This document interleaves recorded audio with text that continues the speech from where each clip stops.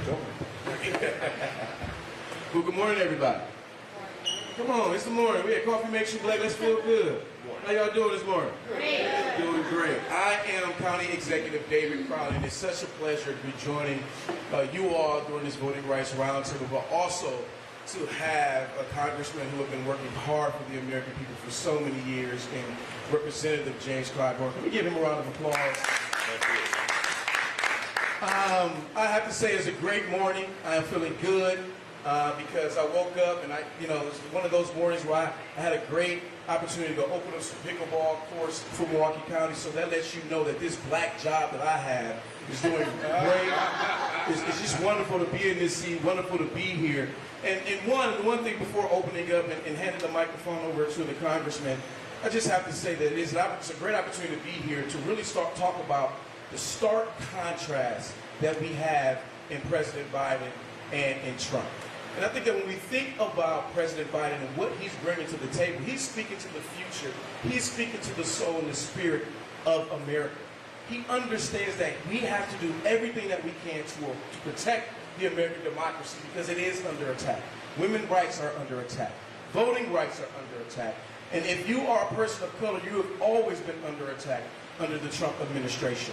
And for me, when it comes to looking forward, that's what Joe Biden brings to the table. And I know that many people have been looking at what happened during the debate and just looking at, his appearance. But the appearance does not matter when you look at the substance of what was being talked about. Joe Biden spoke to the things that matter. He told the truth. And on the other side of that, you had a guy coming to the table who actually didn't answer a question, didn't bring anything, didn't talk about the future, didn't put any real policy ideas on the table, but literally continued to spew lies after lies and then sprinkle a few bits of hateful comments in there.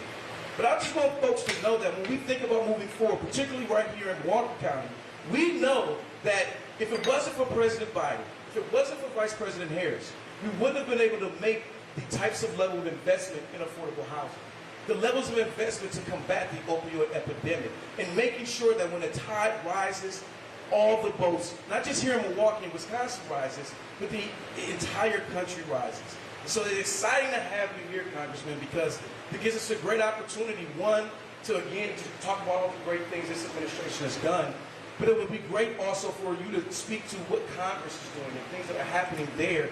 And many people, again, don't understand it. There's a stark contrast related to governing under Trump and governing under Biden. And I absolutely remember that when I was sworn in May of 2020, at the onset of the pandemic, and seeing how much Trump, then President Trump, fumbled everything.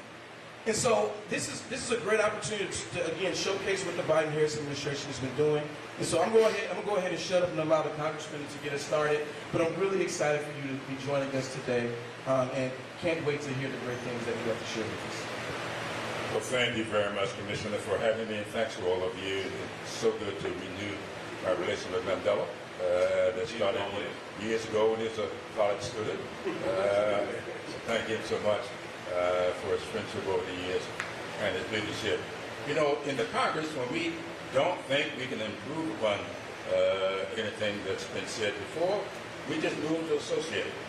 And I'm going to associate myself with the introductory remarks that you have made. But let me add a couple of things, if I may. On my way over here today, we took a circuitous route to duck some detours. I looked at all of these cautionary barrels that was sitting out there, and I thought about the 4 years of 45. In 4 years, he talked about infrastructure. This is going to be infrastructure week. This is going to be infrastructure month. In 4 years, not one dime spent on infrastructure.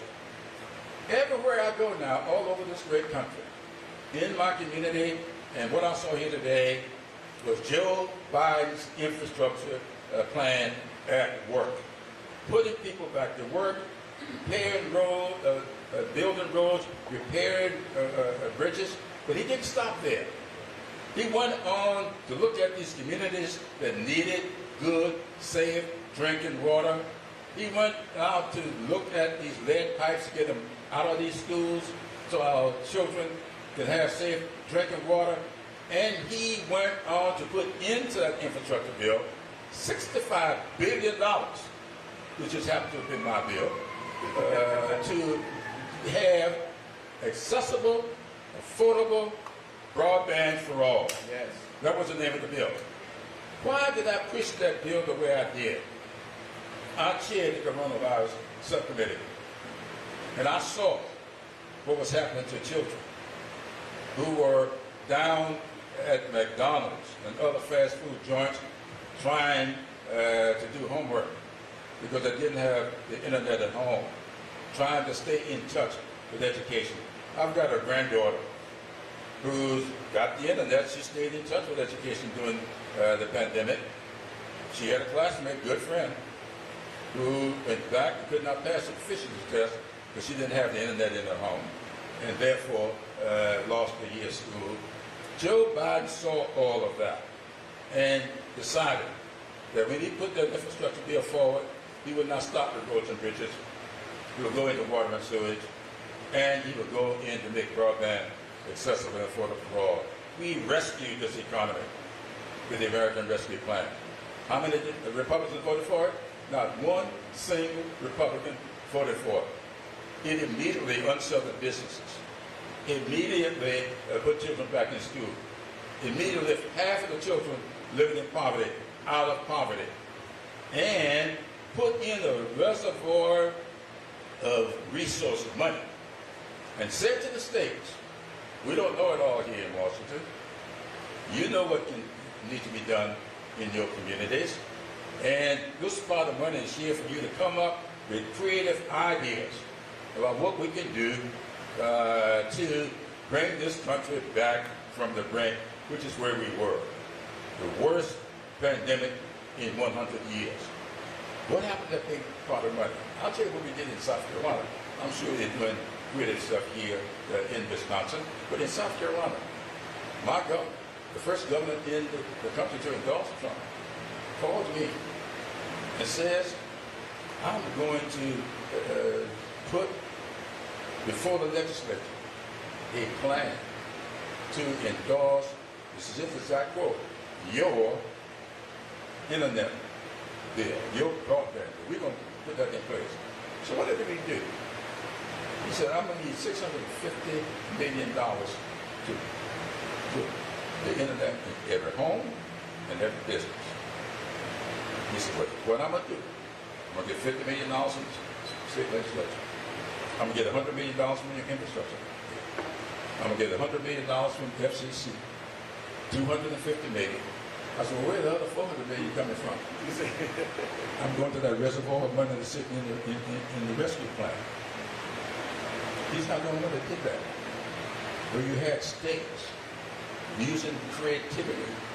So we are going to build out every home, every business in South Carolina will be connected to the internet, and $400 million that's coming from Joe Biden's rescue plan.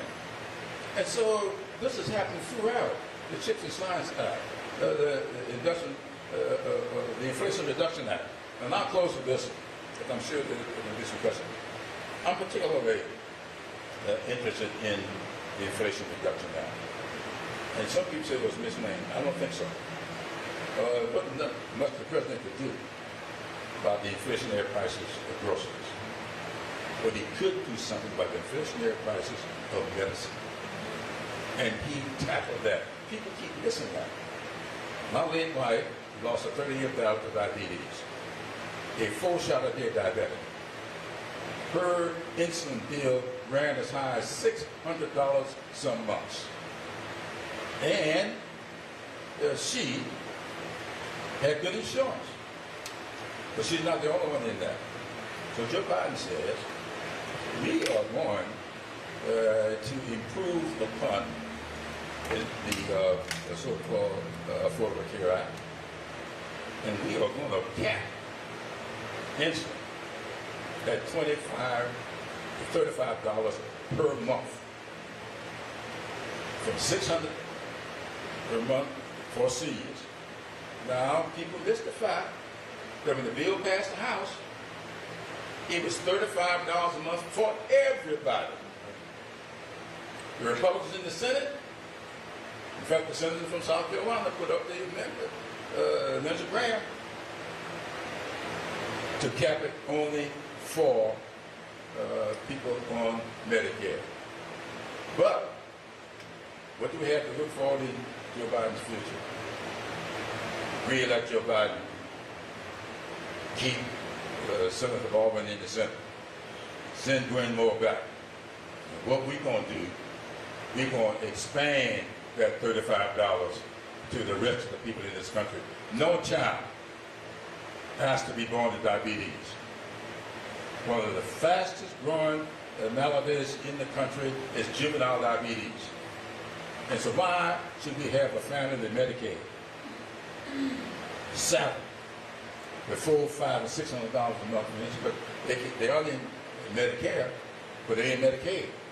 So they aren't covered. So we need to spread this for everybody. Now I could go through a lot of things. I could go through the PAC Act and what we did for veterans.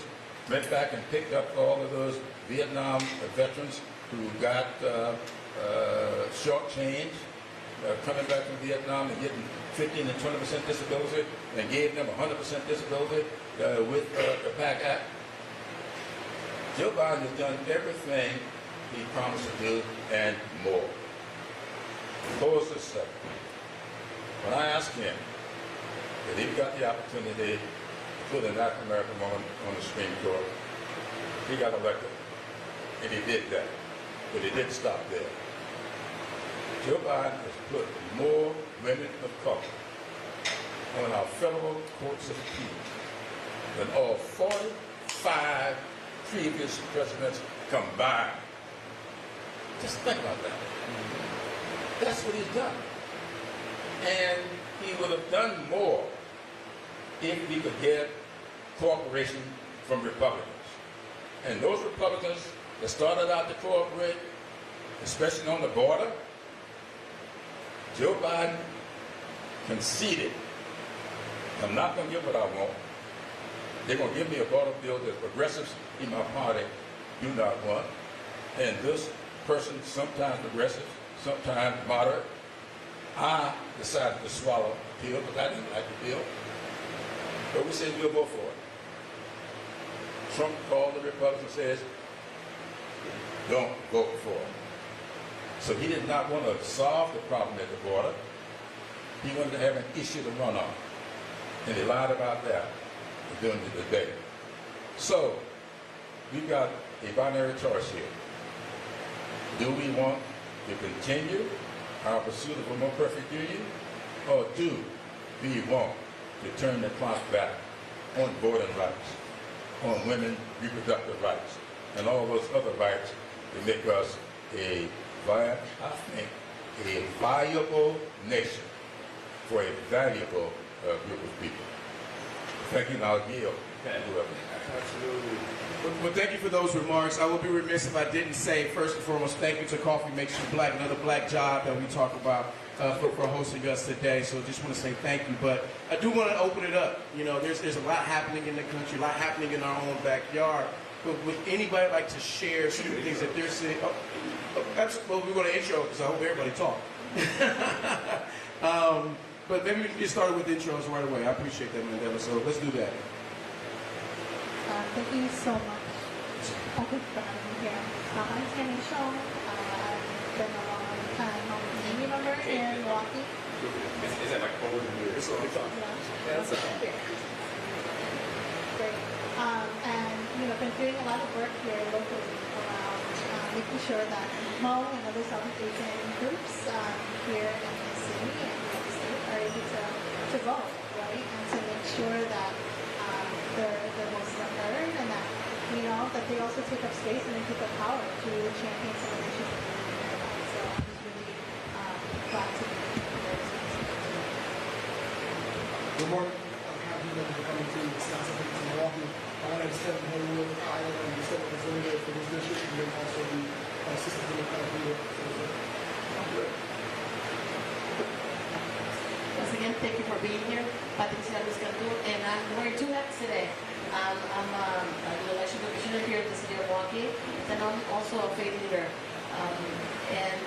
One of my goals is to make sure that the faith community has a seat at the table. It's extremely important that we, talk to the faith leaders from different denominations to talk about what are our rights, and that we have to be here, we have to be involved, because for so many years, especially the Latino community, we just sit in the pulpit and we just sit there and do not be active.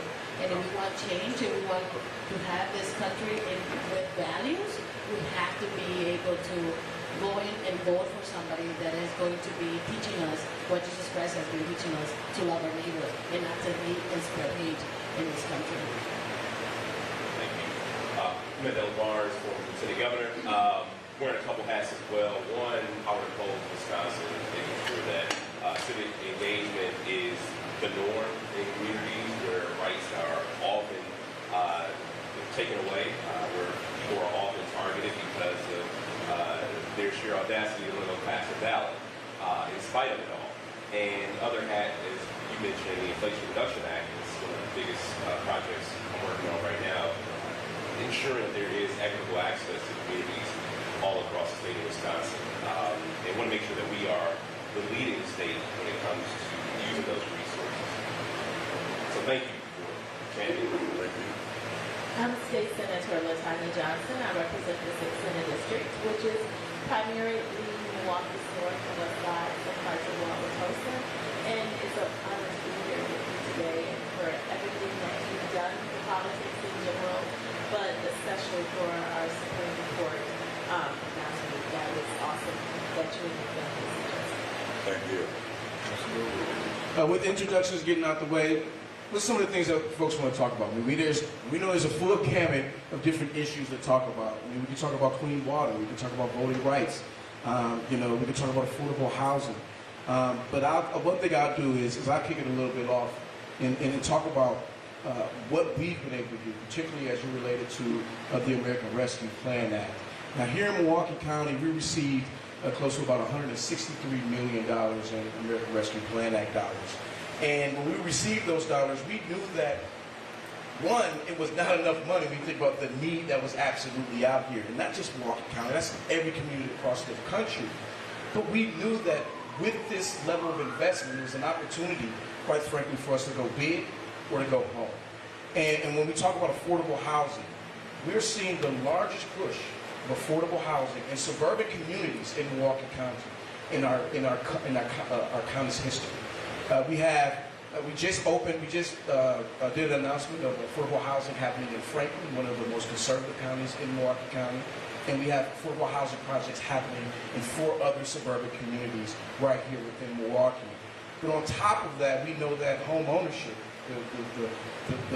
the data tells us that we still have a huge gap in home ownership, particularly between black and whites in our community.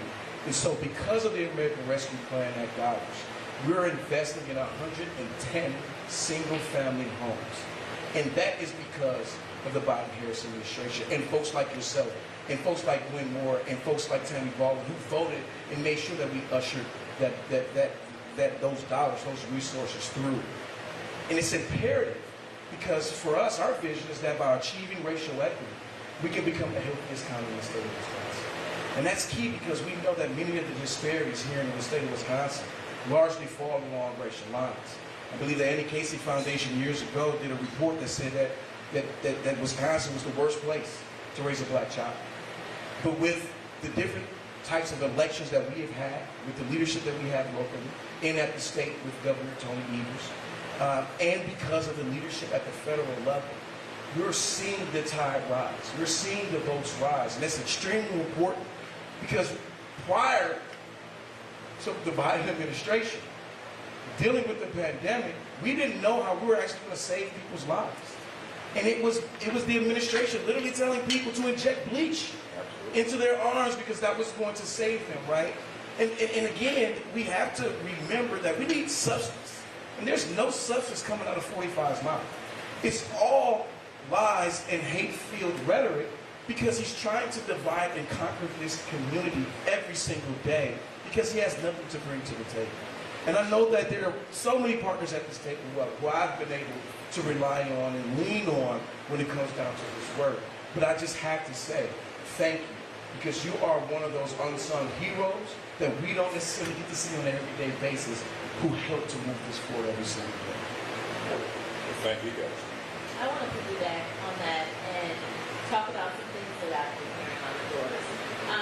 It's easy to see the construction projects that we have going on in this neighborhood, but we can also see that this is one of the hardest hit neighborhoods too when it comes to poverty. And, just going out knocking on those doors and having those conversations with the residents and asking them about what's most important to them. And every once in a while encountering those individuals who say, well, watch that because, my life is going to be the same. What has this president done for me? And one of the things that I love to remind people about on the door is that Milwaukee was facing bankruptcy. And we were going to go bankrupt in January 2025. And if it had not been for the American Rescue Plan and the dollars that Milwaukee had coming into this city that paid for essential services, we were down to our last $96 million. Money of which my Republican colleagues asked our Republican federal delegation not to send money to Wisconsin because we didn't need it. And surely in this city, that money made a tremendous difference because it helped to stave off that bankruptcy to at least give us an opportunity to get an increase in shared revenue and the 2% sales tax. But one of the things that I remind people, especially in this community and surrounding communities, when they ask, well, what is this president going to do for me? Let's start with help to keep the lights on, to keep your garbage being picked up on a regular basis because these are part of the services that you pay for. And I think sometimes when you're in communities, especially where people are struggling so hard to make sure that, they're providing everything that they need on a day-to-day basis, sometimes it's hard to get the full picture of the political picture because they're so focused on what they need to do for the families. So I guess I want to flip to one thing about voting rights in general, since while we're here, being in South Carolina, obviously deeply important issue for you, and even being in Congress and seeing the erosion of voting rights in states all across the country. Wisconsin has become particularly hard for a person to be able to cast a ballot, and that was not always the case. We had some of the most progressive voting laws for a very long time until a certain governor came along. And I'm just to clarify, you said the Hmong community, right? And so I am really interested too in different challenges that the Hmong community faces when it comes to voting. And to go back to you, Mr. Clyburn, we just want to talk about we know the answer, but there are a lot of people who are going to watch this who don't necessarily know the answer, who are going to be as up to date as to why things are the way they are. You can talk a little bit about why we see this erosion of voting rights across the country. I think that'd be helpful for people, but I would love to hear about the Hmong community challenges. For sure, and I think as someone who directly has been at the doors, talking to voters, people are really concerned about language access, right? I really don't understand, right? And even, working and organizing with community to get mail-in ballots, right? And some of our elders really prefer that, right? But then it's like language access is making them understand, exactly what you're saying, Senator. Yeah, I voted here and there, but it hasn't been consistent because I just have not seen anything that comes back to community and how it's going to really affect me and my community, essentially, right? And so I think language access is a huge part of it. I can't consistently hear time and time again. Even going to vote is a very intimidating process. We have some elders that go with files of information just to be able to I need to make sure that I have everything. And so doing this work at the community level, really making sure that people understand what the vote rights are, knowing that you register to vote before you actually go, you can show, all of these things that are really important to be able to do that. But I'm really, really concerned in this election because I feel like there's a lot of folks in the community that haven't made a decision. Right? And they have decided that they're not going to vote. and we're months out from this election. And so what is it that we need to do to make sure that folks are not sitting this one out and folks are participating because they don't really see the impact of what's coming if they don't actually go to the polls. And as a context for you there, we have the third largest Hmong population in the entire country here in Wisconsin. So it's a significant amount of potential voters, people who are being blocked from the process because of those barriers. You said the language, was it another? I heard the language barrier. Yeah, just language barrier, but then also the lack of education around voting, right? Voting education, right? And now with all of our communities being inundated with misinformation around what is, what folks need, I think that also gets in the way of being sure of the process. One of the most basic things about this entire process, of course, is in fact voting. I remember when my parents got the right to cast an effective vote. Because in South Carolina, at the time when I was growing up, the Democratic primary was a private club, a whites-only private club.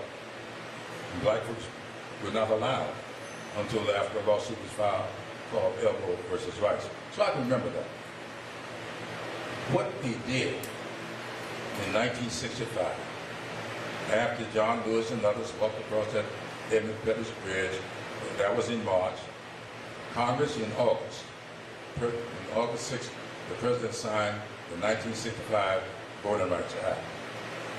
This Supreme Court has neutered the 1965 Voting Rights Act, and it went directly to the issues you just raised. They are now, all of a sudden now, 33 states have passed laws in keeping with the Supreme Court decision that now says, in one state they made it the other day, they said it's going to be a felony for a person to assist a person with an absentee ballot. A felony for a person to give someone standing in, this is Georgia, in line a drink of water. You can be in line for 6, 7, 8 hours. If I give you a bottle of water, it's going to be a felony.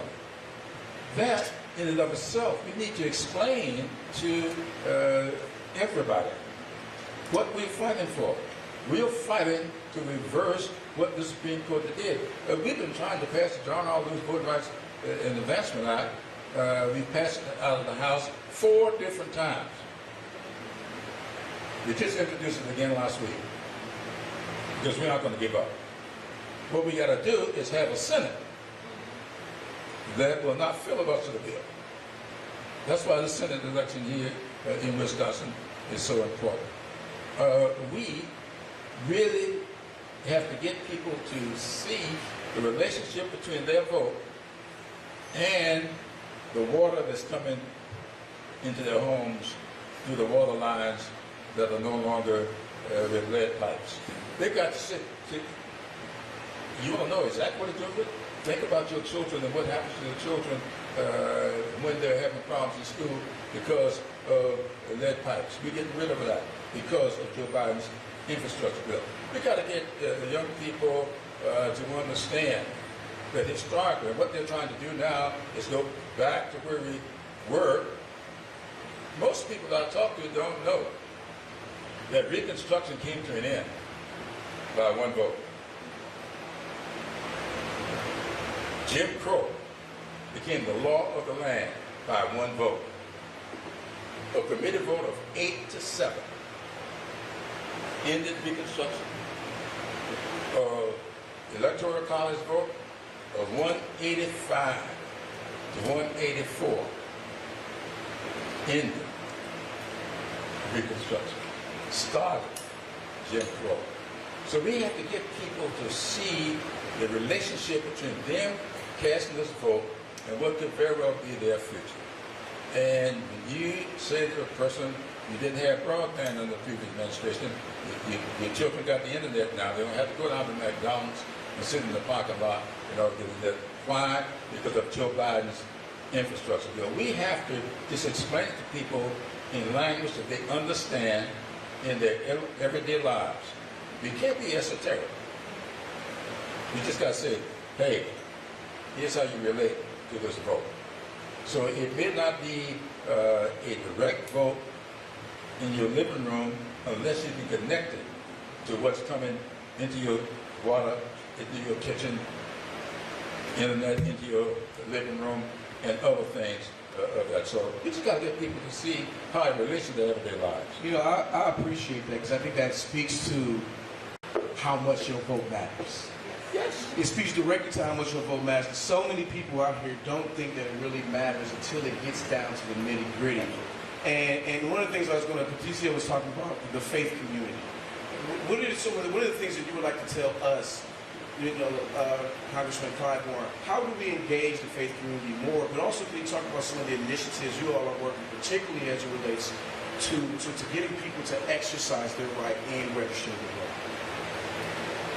So one of the things that we've been talking about with different pastors is right after service, talking about the process of getting registered to vote, being able to have people help them register to vote and tell them exactly what they need to go vote. Because a lot of times it's very complicated, especially the new citizens, because they feel that because they became U.S. citizen and their language is not perfect, when they go there and then they get nervous.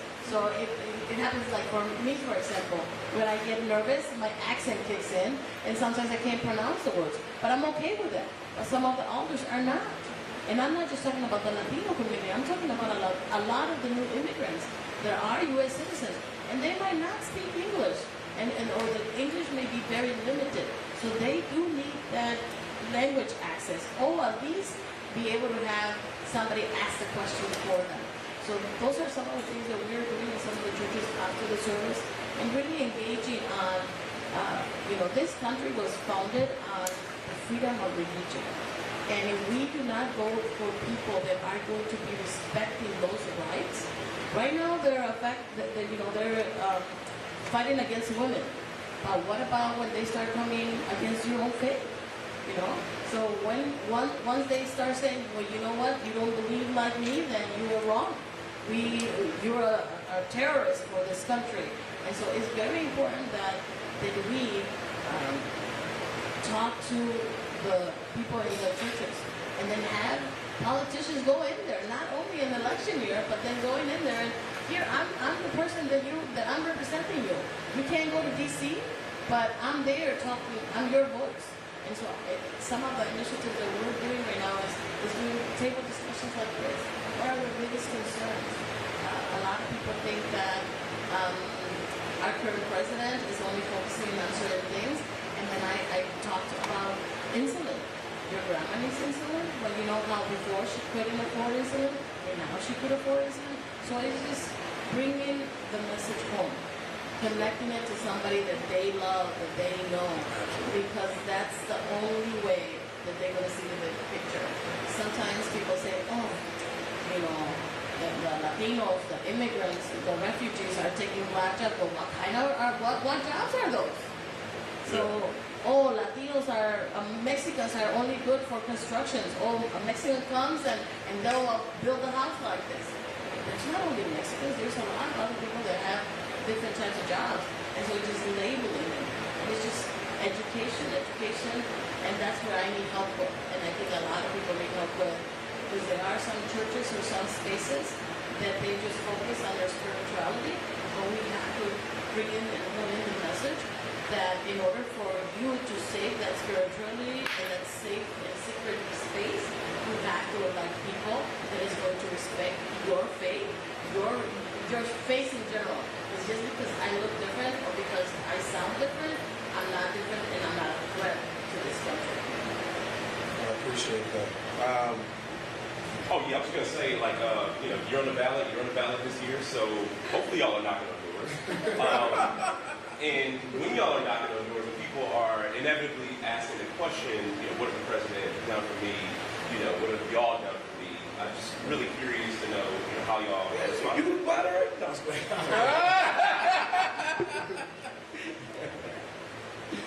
So That's a good time to go. right. We're knocking on doors. I think that part of it is we're knocking on doors in my district. I'm really black. also knocking doors around the state. And I think that here in Milwaukee, we talk about it's the east city of folks not being excited about this. And a lot of that is partially put towards President Biden or any president that we have. Part of that is due to state, county, and city leadership as well. They see the local elections. We also know how important it is to get folks engaged every 4 years in the legislature, but also every single election, spring, fall, every 2 years, we might involve school boards, governors, etc. So I think as Democrats, I think we've always been really good at doing the work for the people. I've always said this, we do about getting results and delivering on those policies that we say we will do. But we're not the biggest proponents of bragging about it. We do the work, we get it done, we move on to the next mission. Absolutely. So the March has been like really prevailing things what's happening. I want to hear about the inflation development, really break it down for what that means. This last session we had, we talk about money we get back to the city from the federal government, from the administration, money coming in from the state to the city, going straight in and local revenues. But then one person asked me one day, is like, what does that mean for me, Kevin? I was like, that is a good question. And they're like, how does that affect my particular neighborhood? Because we're trying to build more consistency around what it means for an individual household, what that means for these breaking out the innovation barrier. I think that folks are frustrated. You're going to hear about what's going on Twitter, and social media, about what's happening in the country, what's happening in politics, which I think as a veterans level, you get people want to break down. Well, here's the truth side of something. Here's also what's false about it. And really get folks the true raw narrative of what's going on. So for me, it's good folks know what's on the line, showing folks how the bigger things people going on to the neighborhood, looking at the housing highway, infrastructure, the jobs being built. My district, President Biden came in and announced that he's going to invest in 6th Street. 6th Street corridor, my district, the huge corridor, from the north side to the south side. So we break it down for residents who's at the neighborhood, how they change their housing for the jobs. That's really, I think, the biggest thing. Folks are frustrated, which is understandable. But how do you make sure they understand the work that is happening? I mean, that just because we're not as bold and bragging about it as we should be, the work is happening for you, is how you see it. And speaking to what Representative Hagan said, like I said earlier, taking that message to their doors and telling them, even if it's one by one, exactly how President Biden and how his kindness and generosity, especially to the state of Wisconsin, has affected them here at home, but also explaining majority rules. And it doesn't matter how good my legislation is or how well intended my intentions are to help the people in this community. Without the help from our colleagues, we can't get that done. And the same with, President Biden. He's done a lot, but there's a lot more that he wants to get done. And without that help across the aisle, without those votes that, that would help to pass a lot of that legislation through, it just doesn't happen. And I think that when you explain to people, sometimes people assume, okay, I elected you, or I elected President Biden, my job is done. There's nothing else that I need to do. He can do it all on his own. And that's not the case. And I think when people really understand that, and you stand there and you have those conversations with them, they get that. And what better people to bring that message directly to their doors than the elected officials that are doing the work? When we go out and we knock those doors and we have these conversations. I appreciate you saying that. But also, it's also a disconnect sometimes with people and their elected officials, right? Because that level of trust. And so Mandela, working with organizations, encouraging people to get out to vote, getting folks to the polls, registering folks to vote. What are you also seeing on the ground outside with organizations and what they're doing? But also, what are some of the tools that you need for people to give to you or step up to do in order to make sure we're getting people to the polls? Yeah, so we've been on doors since September with Power to Polls. That's a C4 canvas where we talk about the needs out there. Vote for President, vote for Senator Baldwin, the rest of the ballot as well. We've got over 100,000 doors in September. But even the 2023 doors, we were asking more questions than, saying, the promotion of any candidate. And I'll be honest and say, the reactions weren't great. And there's so much we can do as an organization. Continue to build capacity. We will continue to knock doors. We're not scaling the largest grassroots program ever in the state. But unfortunately, there are a lot of people who have disinformation. Sorry, and in addition to the general feeling that their quality of life has not improved. When something, even with the internet stuff like the Affordable Connectivity Program is getting rid of the sunset. So even the people who had an opportunity to get connected, there's going to potentially be a cliff for them, which in my opinion is going to be one of the most unfortunate things because it's going to lead to further distrust for government doing the right thing for them. People always talk about, yeah, you showed up, you did something before an election. The worst thing that can happen is something getting taken away right before an election. Yeah. But as incomes, wages have increased, they do still see the same rising costs at the grocery stores. And I think that one thing we try to do at the Doers as an organization is to, one, draw that contrast, two, make sure people know that it's not just up to the president. It's not just up to Senator Ball, and there's so many other moving parts, and participation in local government is also going to be key to you actually recognizing your full power, your full potential as a voter. So we provide that information. Because sometimes, I was a receptionist at a mayor's office at one point in my life, so I know what kind of calls come in, right? Like people call, issues with all sorts of levels of government, had nothing to do with the city, and sometimes like the blame is misplaced.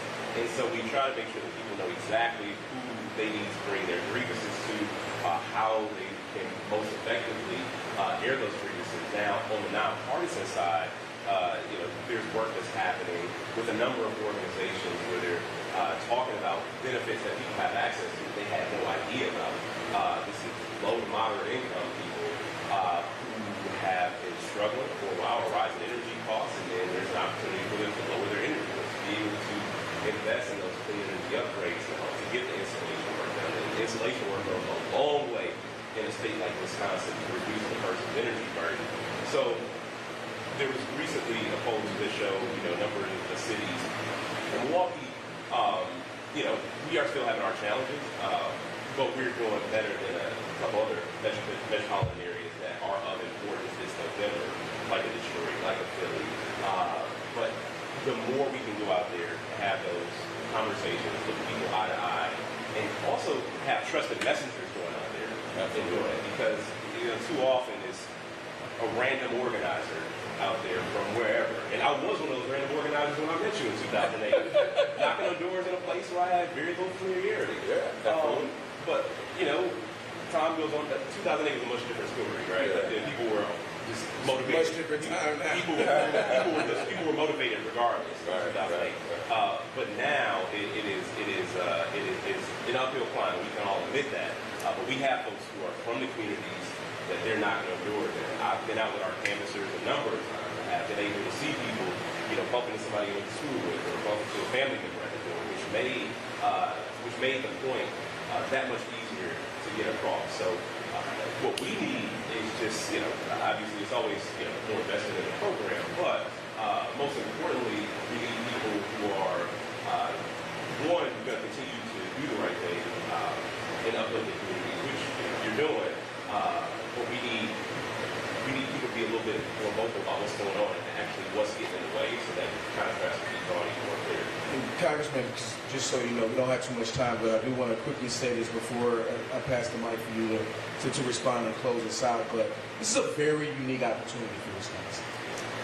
We just had a ruling come down where we got our own redistricting process that went down, and now we don't have any gerrymandered maps. So it's not just about voting for President Biden and Vice President Kamala Harris. It's not just about Tammy Baldwin and Congresswoman Gwen Moore in the Milwaukee area. It's about making sure that we're electing Democrats up and down the ticket, even in our local communities and across the state, because it gets us closer to doing the exact job that we need to do for the people that we serve every single day. So just want to say thank you for being here, because this is extremely important, but it's also extremely important for people and communities of color to see someone of your stature coming here and recognizing the importance of Milwaukee in this upcoming election. So thank you. Well, thank you very much. Thanks to all of you. And let me begin by saying, I know, congratulations to you guys.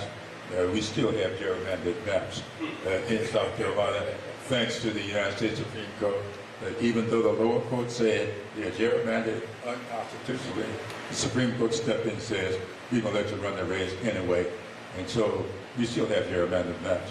My youngest daughter is up for re-election this year to the school board. And so it's very important to me that these local elections... They're going after the school boards now. Absolutely. They're going after them. Yeah. With Moms Liberty, going all over the country, demanding that books be taken out of schools and that they change these school boards. So we're going after all of that. Let me say a couple of things that I hope you take away from this. I also chair the House Democrats Faith Working Group. I grew up in a parsonage. I didn't follow my father into the ministry, but I know how important the faith community is to this process. And so I'm asking that every church or synagogue or temple or mosque that I know, adopt a precept. Don't just go out and talk about it. Adopt a precept.